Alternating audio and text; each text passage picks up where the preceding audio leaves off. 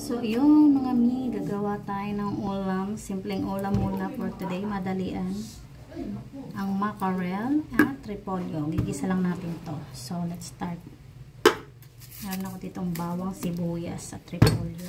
So, hatiin ko muna yung repolyo. Hindi natin ilalahat tong repolyo.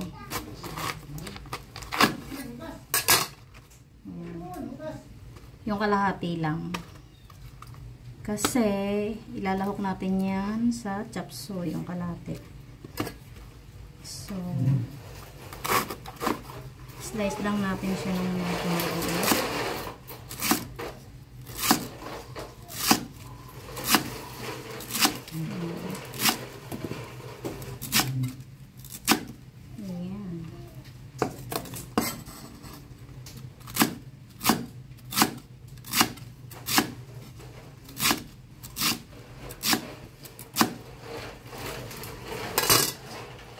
Lagay natin sa water.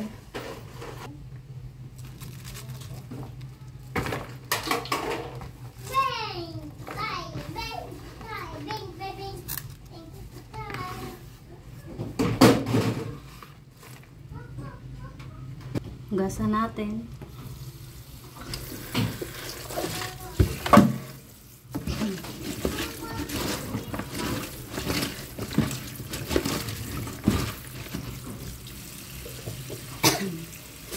Naglalagay ako ng asin kapag naghuhugas ako ng mga ganitong gulay. Kahit sa mga gulay. Para ma-make sure natin na yung mga maliliit na uod ay kung meron man ay mamamatay.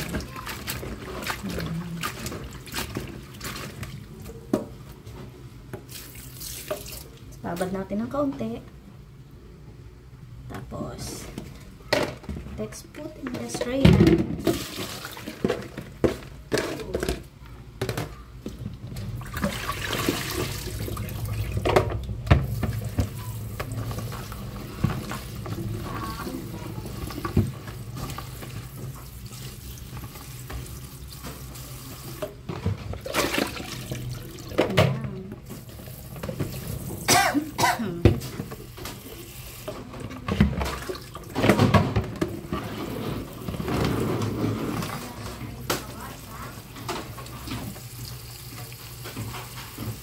So, babad muna natin.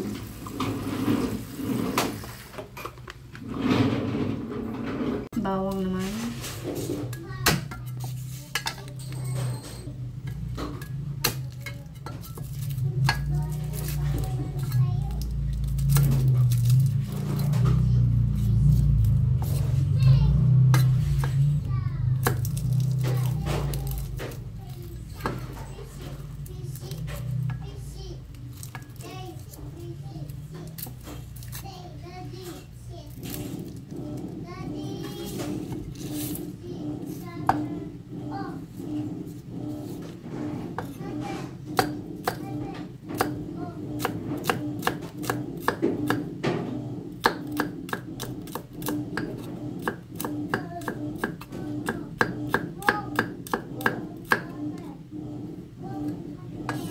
Set aside. Ito namang onion. Tatupan natin.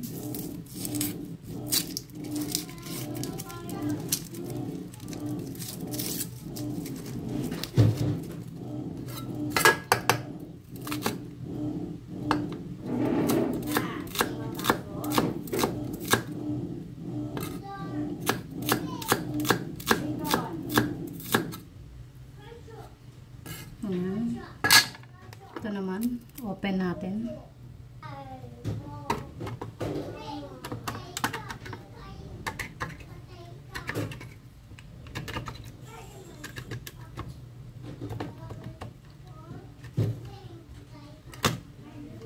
Ayun.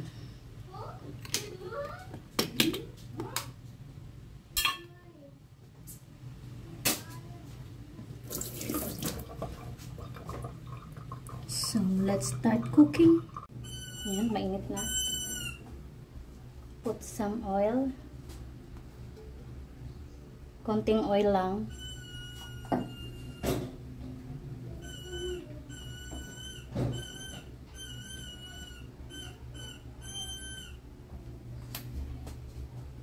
Pag mainit na, lagay ang bawang.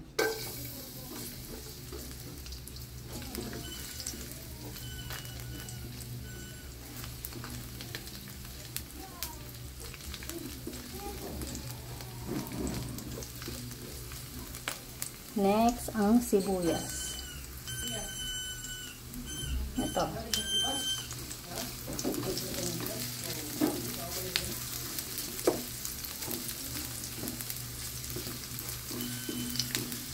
Sibuyas.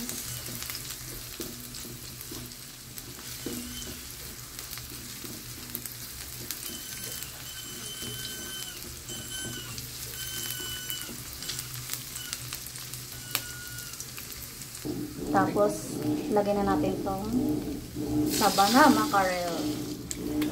Wow. Laki pala ng laman. Laki pala ng laman niya. So, hatiin natin. Ayan. Pakuluan muna natin siya.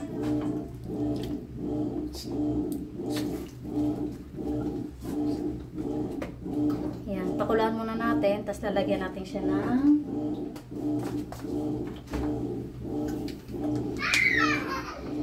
paminta. Oops.